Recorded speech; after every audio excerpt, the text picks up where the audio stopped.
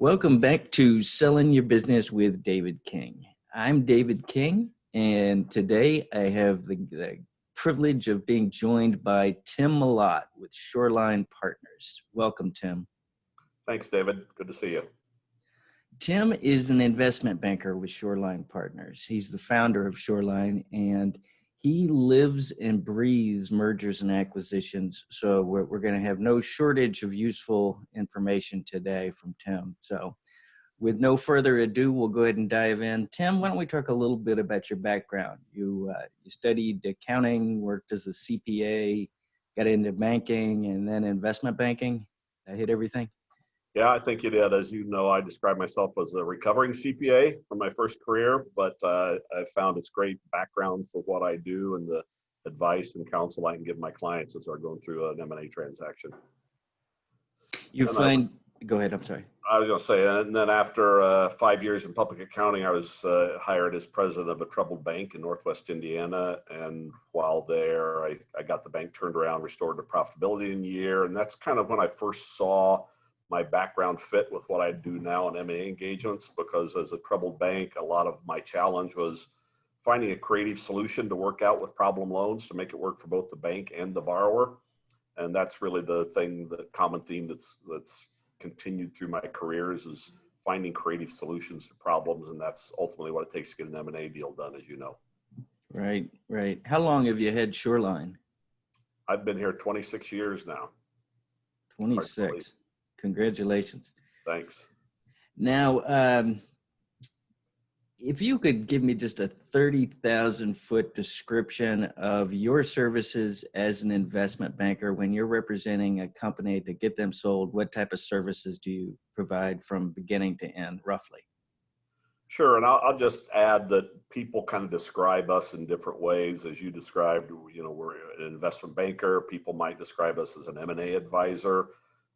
And just so people understand, we represent companies sort of between what business brokers do for the lower end, sort of Main Street, one location, smaller kind of companies, generally up to 2 or 3 million in revenue.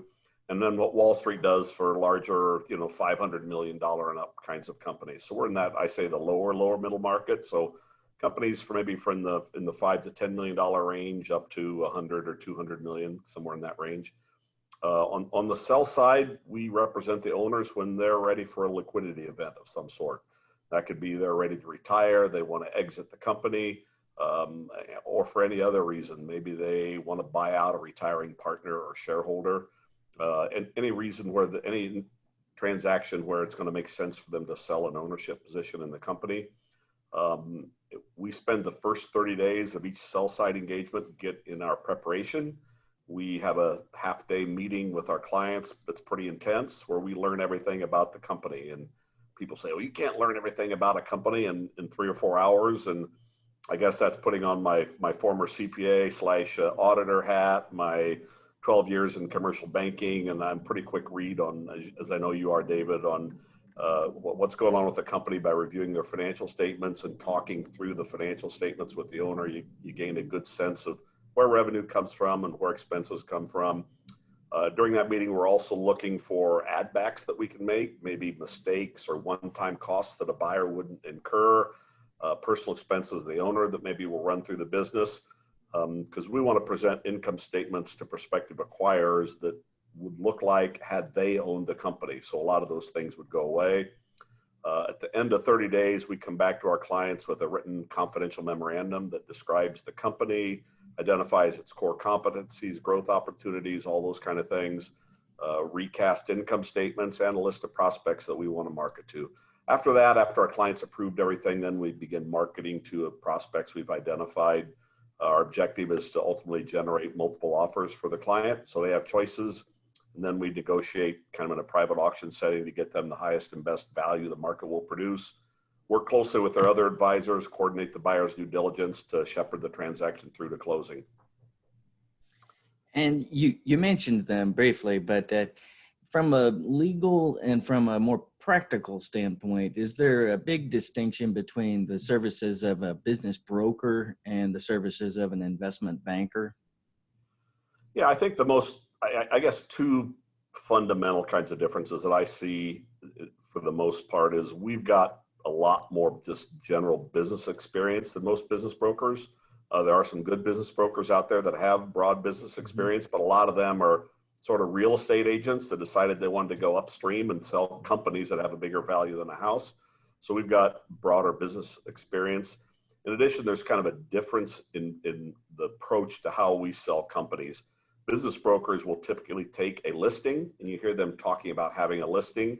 And then just like a real estate agent, they'll usually put them online. There are different websites, bizbuysell.com and others, where they basically list the company for sale, list the business for sale. And then they want buyers that are looking for something to find them there. And then they contact the broker, and hopefully you find someone that is interested in what you're selling. And that's just as with a real estate transaction, you hope you can put a buyer and a seller together. We are very proactive. We research the market and identify companies, both private equity as well as strategic companies, that we think should be interested in our client based on the nature of the industry they're in or the investment criteria that they've published. Typically can be 120 to 150 companies like that on each sell side engagement. And then we proactively market to those companies through both email as well as a lot of hard telephone work to contact them. One of my former partners, Phil Curry, used to describe that our job is to wiggle the mouse. So, you know, sometimes if your computer screen goes dark and you have to wiggle the mouse to get it to come back to life, our job is to wiggle the mouse of those prospective acquirers, let them know that we represent a company that's available for sale that they should be interested in because of its fit with the company. We also highly protect confidentiality. We think it's absolutely critical in a transaction. So before any of those potential acquirers find out who our client is, they have to sign an NDA, and that also helps us convey what the value of our clients are. And so on that subject of finding a buyer, do you just have a database of industry information, or you just, let's say you get a very unique business in as a client, and you got to go find data on this particular unique industry and finding them an acquirer? Is that an art each time you do it?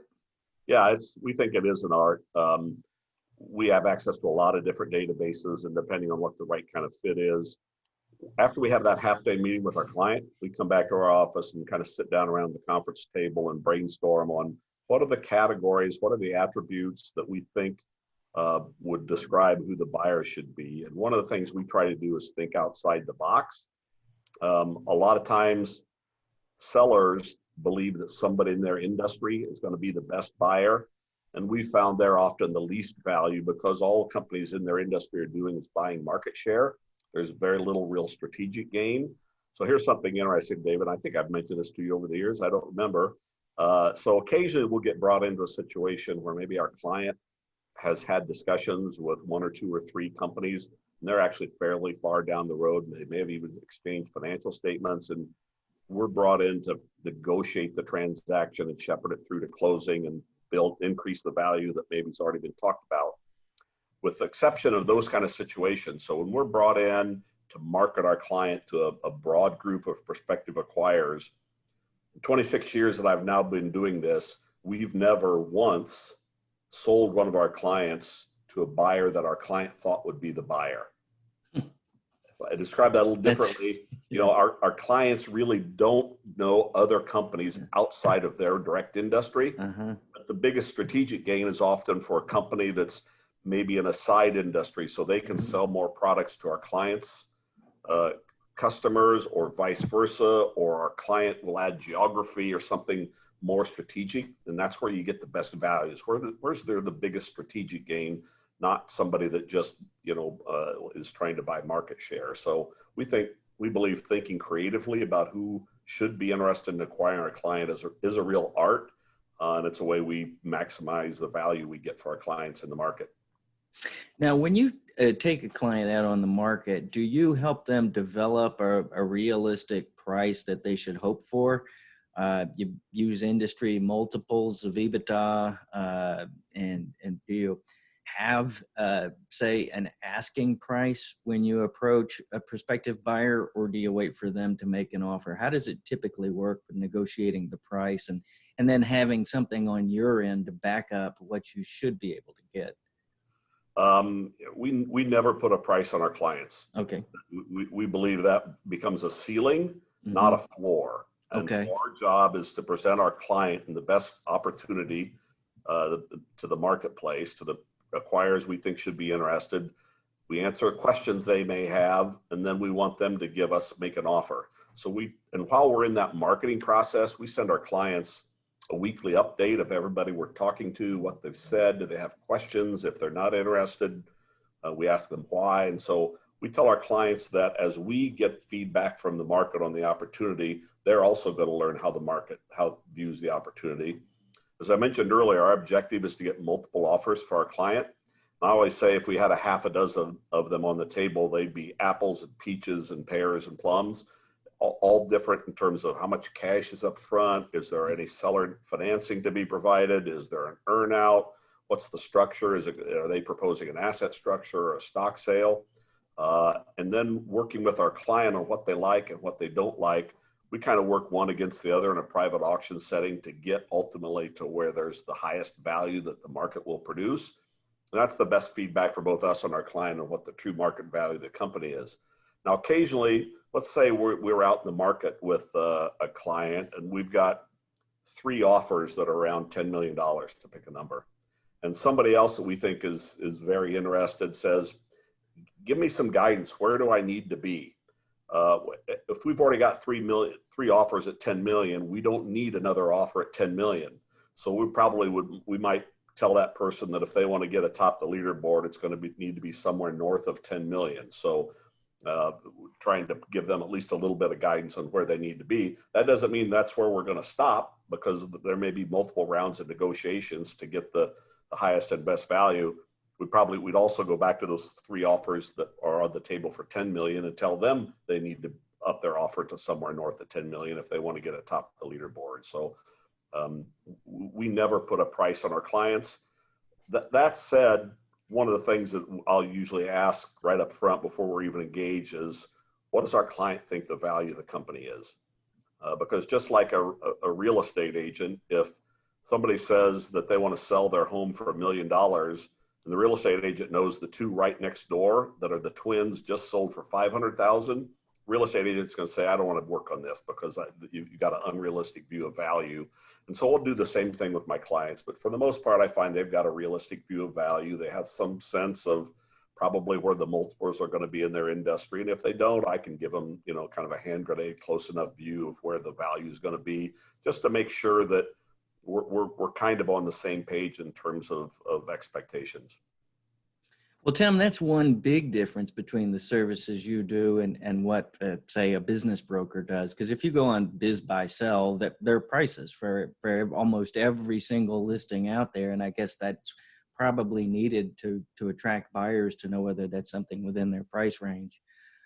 So that's definitely a difference between what you do and what they do. I guess that's just a practical reality that they have to put a price tag on what they're offering. Yeah, again, because you're right, David, because they're trying to attract buyers, and buyers need to know in that scenario, they need to know, is this a $1 million purchase price or a $5 million? If it's $5 million and they can't even afford that, then it's not worth doing that. So part of what we do when we do our research to identify prospective acquirers is we look at the size. We also look at the size of the acquirer. So if we've got a company that we think is going to be worth around 10 to 15 million, let's say, I'm not going to market it to other companies that have $10 million of revenue because I know they don't have the assets available to make that kind of an acquisition. So we look at, when we identify prospective acquirers for our marketing, we also look at what the size of those acquirers are to make sure they would have the kind of resources that would be needed to acquire our client. Well, Tim, that's another issue then, that the typical acquirers you're dealing with, are these just Fortune 500 publicly traded companies, or larger middle market companies, similar sized fish? Are you dealing with some of the bigger buyers out there, private equity funds, all the above? Yeah, really all of the above. It can be anywhere from other privately held companies that are, I'd say typically going to be in the minimum size of 25 to 50 million in revenue based on our, again, it really varies depending on the size of our client, all the way up to, we've sold our clients to publicly traded companies. A lot of companies that are looking for acquisitions in today's world are backed by private equity. Because I don't know, I haven't seen the latest numbers, but I keep hearing there's $1 trillion sitting out there in private equity looking for investment opportunities. So I always say that strategic companies that have private equity backing are perfect fit because they're strategic companies. They will understand the potential fit with our client, and they got a lot of money behind them that's looking for an investment home. So those are a great fit as well. We'll also look internationally if our client is of the right size. There's a good fit with growth opportunities, either in Europe or Far East or Australia or elsewhere in the Americas. So we want to leave no rock unturned, if you will, in looking for the best acquirer for our client.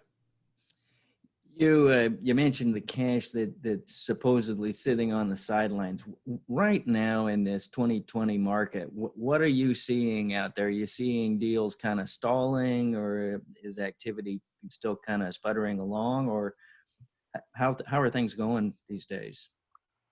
So it's interesting. Back when the pandemic first kind of pushed the lockdown, I used to say our clients were kind of in thirds. A third of our clients were and are continuing to do really well. And so if we had already started a sell side engagement, we found that process is continuing to go along.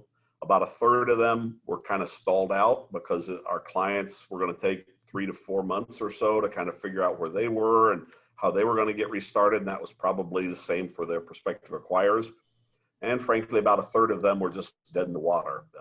Any kind of hospitality or in-person event or any kind of those industries just became dead in the water, and value became real questionable. At this point in time, we're finding the M&A market is really strong for companies that are doing okay to good. And as we all know, they're essential industries. A lot of companies are doing really well.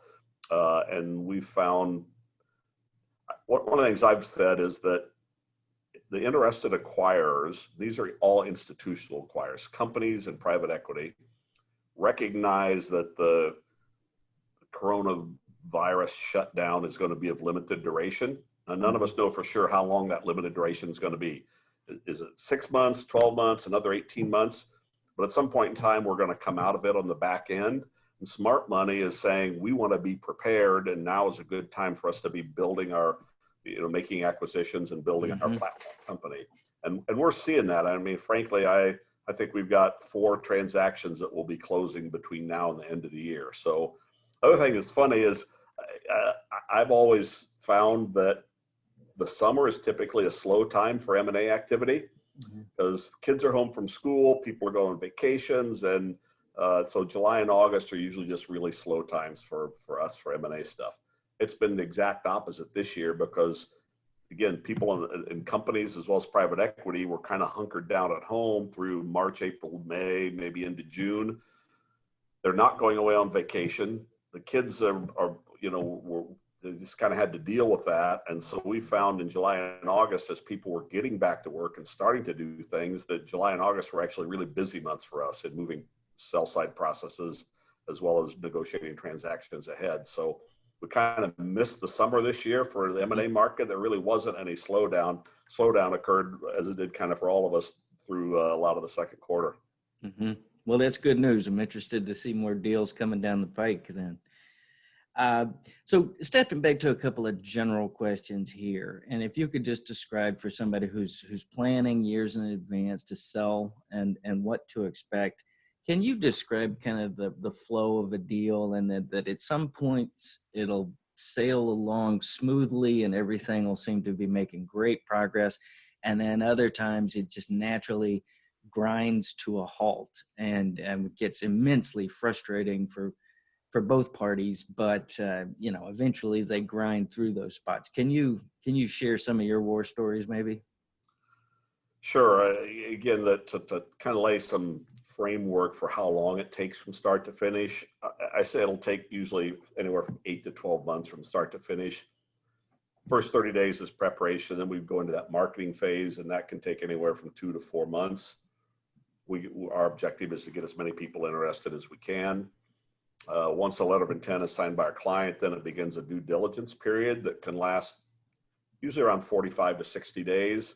Then there's a period of document preparation, working with attorneys on both sides that typically will add another 30 to 45 days. So you add all those together, and 8 months is about as fast as something would happen, and it can take up to 12 months or even longer, depending on what happens. One of the things I always tell our clients, and I think one of the things that makes our firm a little bit unique, is every transaction is going to have 6 to 8 clangers that occur somewhere along the process.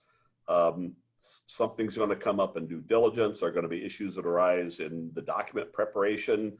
As you described, there may be issues that come up even while we're in that preparation phase, where we find there's something that needs to be better documented, or their financial statements aren't quite in the form that they should be. And a lot of deals die because there's nobody creative involved to find a way to make it work for both sides. As we all know, and as you know, no transaction is going to work at close at the end of the day if it's not a win-win for both sides. And in 26 years of doing this, we've only had 3 transactions after a letter of intent was signed by our client that didn't close. Wow. I have to stop and just say, wow, that is amazing. The fallout in this industry, you know, is close to 50%. Just because It is, yeah. doesn't mean that the deal's going to close. But we just don't let them not close. We find creative solutions to make it work for both sides. And one of the things I think that's a little bit unique about our firm as well is we're generalists. We've got background in almost any kind of industry. We've done transactions in every industry over the past 25 plus years. And I think that's a strength. There are people like us that work in silos in a specific industry. And I think what's missing there is we find solutions to those clangers or those problems that come up in other industries. And we can use a solution that we used in one industry to solve something in another industry that maybe somebody in that industry would have never even thought about. And so that I think that's a unique competency to work through those clangers that come along, and the problems are going to come up. And it can be an issue in terms of the buyer views. It could have 2 companies that view a very strong interest in each other, but the buyer views the value at one end and the seller views it at another. And so there needs to be some bridge, whether it's an earnout or some other kind of form like that, to make it work for both sides. And again, we come up with creative solutions to keep deals moving ahead to get them closed. Well, I'm no marketing expert, but like McDonald's used to have, or maybe they still do, at 26 billion hamburgers sold this week. You ought to have over 26 years. We've only lost 3 deals right under your logo. Yeah. So if deals take 8 to 12 months from beginning, say maybe signing the LOI to getting it closed, realistically, how much time do you need to work with these clients in advance of a sale, get them prepared so that you have that high success rate? I think that's one of the unique things about us. The most common problem during that preparation phase, or as we get started, is that there are issues with their financial statements. The cost of goods sold or the cost of sales may not be properly reflected. They may not really know what their margins are. And we know what a buyer is going to be looking for. And so again, I can put my recovering CPA hat on, and most of those kind of things we can fix during that preparation phase. If we need to move numbers around in the financials to have them make sense, we can do that. A quick example there, we had a client we sold a couple of years ago. There was a manufacturer, but manufacturing for specific projects. So they weren't really manufacturing for inventory that then was sold. And our client didn't use any kind of work in process accounting.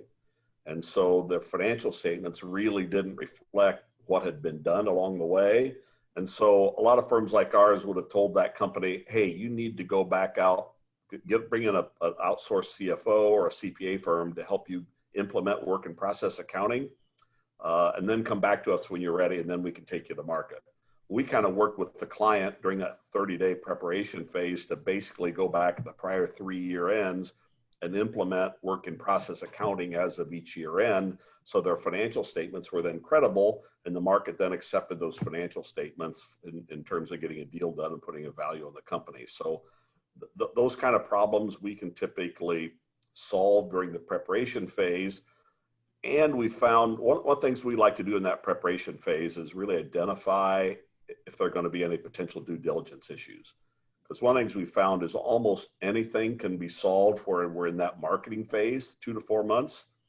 But if problems come up in due diligence or in the document preparation, they can kill the deal or kill the value. The buyer will come in and say, well, we just found this in due diligence. You didn't tell us about it. We're going to reduce the price by $1 million, which may be fair based on where that happens at that point in time. Had we known about it up front, though, we may have been able to find a workaround, whether it's getting a license for some IP the company was using or finding a way to solve that problem so that it doesn't become a problem in due diligence and it holds up value. So we want to know about issues early on in the process so we can find solutions early on.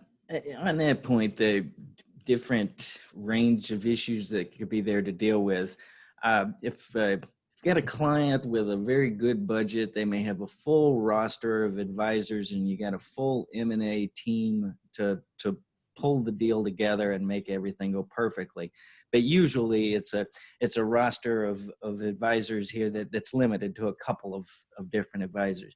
On your typical middle market deals, there's obviously you're working on it. There's usually, say, a tax advisor, an attorney. Do you ever have a bigger team than that? And who else do you have in terms of specialists that'll come in and help get a deal done? Just to mention briefly, you mentioned an attorney, and one of the things that it's really important that our client have a good transaction attorney. And so we'll usually ask them that up front is, do you have a good transaction attorney to represent you in this situation? And, it used to be, 10, 15, 20 years ago, the answer would be, well, Joe's been helping us with our corporate records and contracts review for the last 15 or 20 years, and Joe will represent us.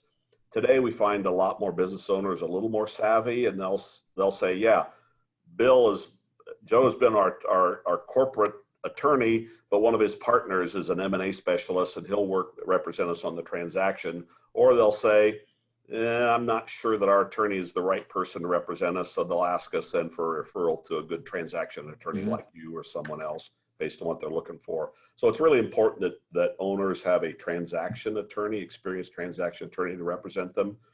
Often a wealth advisor is really important, a good wealth advisor. We sold a high minority ownership position in a San Diego company a number of years ago. And the owner that was being bought out through this transaction had in mind that they needed to get $10 million from their ownership position to make the deal work. And the transaction we were able to negotiate was going to only give that owner about $8.5 million pre-tax. And so the owner was like, well, that's not going to work. It's got to be 10 million. In that case, a wealth advisor that I had referred to the owner was able to put together a spending plan for the owner to show them that based on that amount of money coming out of the transaction, that it was going to work for the owner's spending plan after the transaction closed. And the owner said, okay, let's go ahead then. So had there not been a good wealth advisor involved, that deal may have not worked, but the good wealth advisor, again, was an important. So I think, again, depending on the size and what our client really needs to get from a transaction, a good wealth advisor could be an important part of that transaction team as well. We know how complicated the tax code is and how many different specialties there are within even now, not just accounting, but within tax accounting. And somebody may have had a good CPA who can do their returns every year, but in terms of, getting a deal done and then finding ways to mitigate the tax impact. Do you ever bring on a specialist to say implement special retirement plans or other strategies for mitigating the tax hit? But usually I always say I'd like to meet owners 2 or 3 years before they want to sell, right? Because that's when you really need to be thinking about some of those, whether it's creating trusts or gifting or things like that. That's when you need to implement those kind of plans to mitigate the tax impact of a transaction. Unfortunately, we usually get business owners referred to us when they're ready to go. So there's a limited amount of that can be done then. I think the two places though where I find that often a specific tax expertise is needed is if there's any international components of the transaction. If they maybe have both a Mexican maquiladora or Mexican operation along with a U.S. operation, how the value is allocated between the two countries can have a significant impact on the ultimate taxation. And so that's a situation we want to make sure we're talking with somebody that has a good tax understanding of both countries, where there's an international situation like that. And sometimes there are other specifics about a transaction. I'm sure you know there's a thing called a 338H10 election where although the company is selling stock, it's treated as an asset sale for the transaction. And so that can yield some specific tax treatment that needs to be considered. And so depending on the size of the company, if it's a sizable company and they've been using a decently sized CPA firm, usually that CPA firm has the expertise to consider that. If they've been using more of just a tax preparer or maybe a sole practitioner to prepare their tax returns, that person may not be the right person to evaluate that. In which case they may need to have a more expertise in really helping them look at and understand the tax impact of the way the transaction is structured. Okay, let me ask, change gears a little bit here, Tim. Are most of the deals you work on funded with SBA financing? And if they're not, what other forms of financing do you typically see on these transactions? Yeah, I would say none of ours are funded with SBA financing. Okay.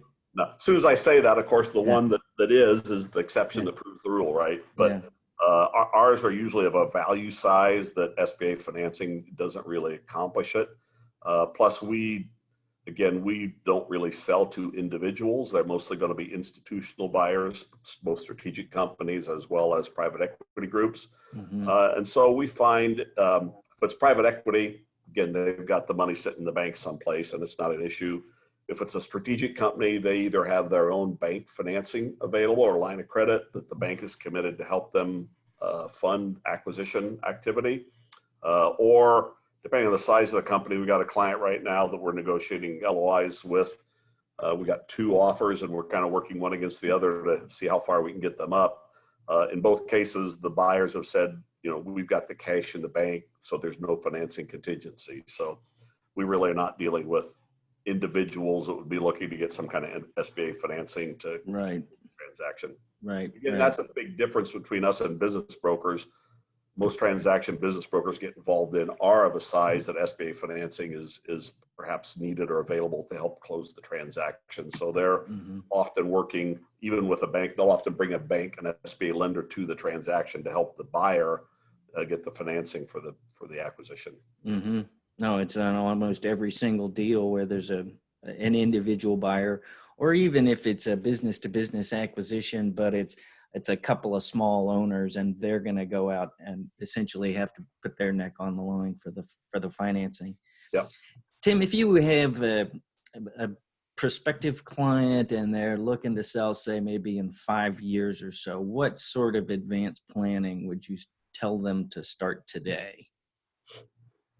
Well, it's funny, David, I've got a presentation I've put together. I've given maybe a dozen times. It's called 10 Do's and 10 Don'ts to Build Value in a Privately Held Company. And it's, as we've looked back at all the transactions we've been involved in, we've looked at what are the things that help to build value in a privately held company and what are the things that owners shouldn't do because it can detract from value. And so that encompasses a lot of those things. One of the things that I find often is that companies don't know what their margins are by the categories that buyers want to look at them. So I think it's really important that companies understand their margins by category or product line or even the customer standpoint. We did some consulting work for a contract manufacturer a number of years ago.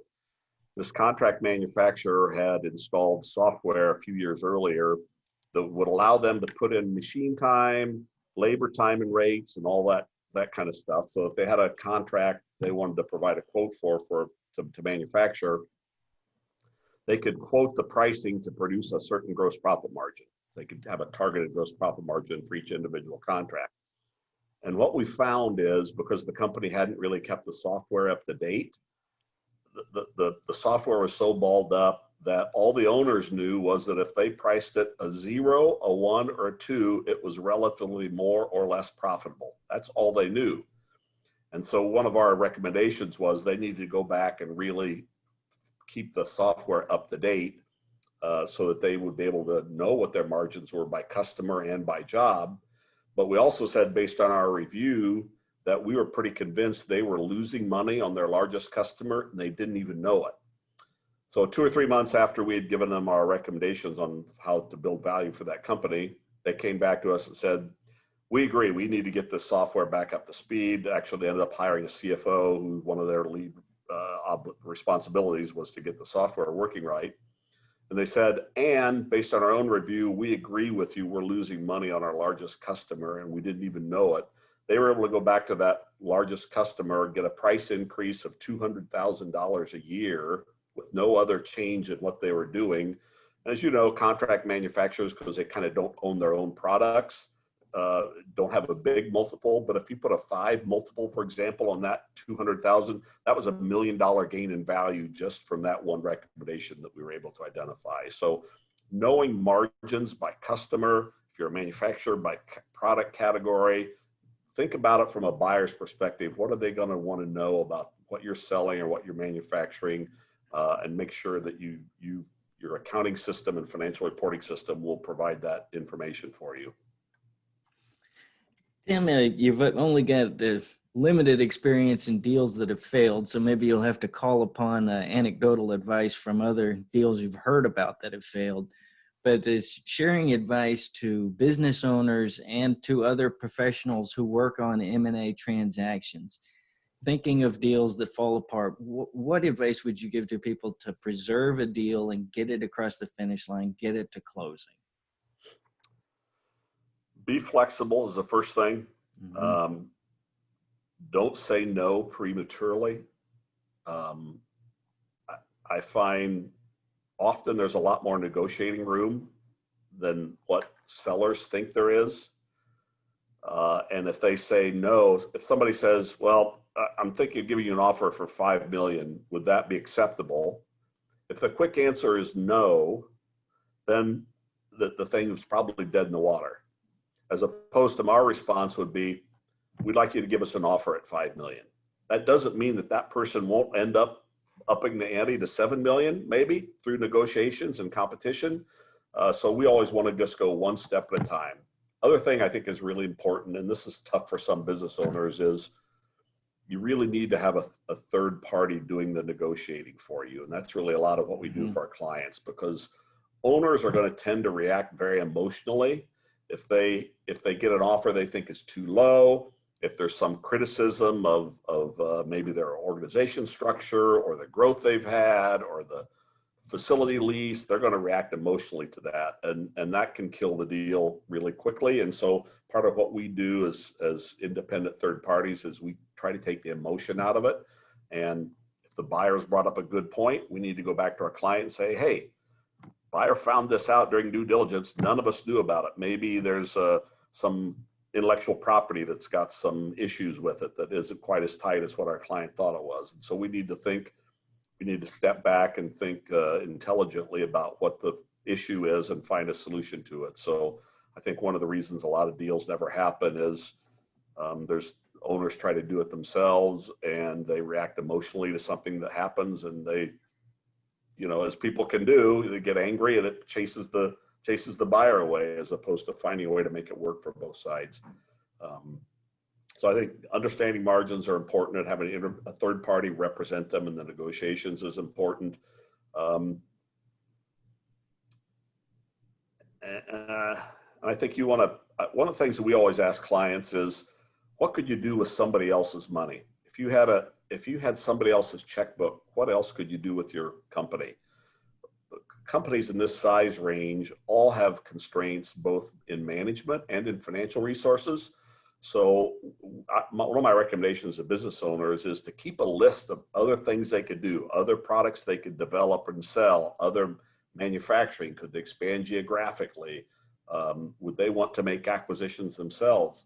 And I suggest that as they go along over the years, they keep a list of those acquisition opportunities.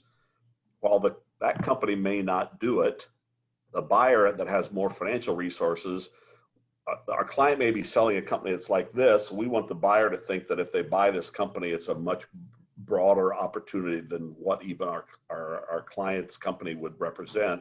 And so having a list of those kind of opportunities that you could do with somebody else's checkbook, I think is an important way that you build value in a company. That's great. That is a great advice, and all of this has been great information packed into such a short time frame. Tim, I knew that this would be a great podcast, a great Zoom, and I've got to thank you for your time this morning. I knew that this would be a great show with all sorts of useful information packed into a good short show. Working with you, it's the same way. It's all the stuff you need and nothing you don't. You do a great job of getting deals done, and your record shows it. Thanks, David. I appreciate it. Yeah, it's been a joy to work with you a few times. When you got the right team, you'll chuckle at this, David. I talked about how important it is to have a good transaction on your side. I say it's rough when there's a jerk attorney on the other side of the deal.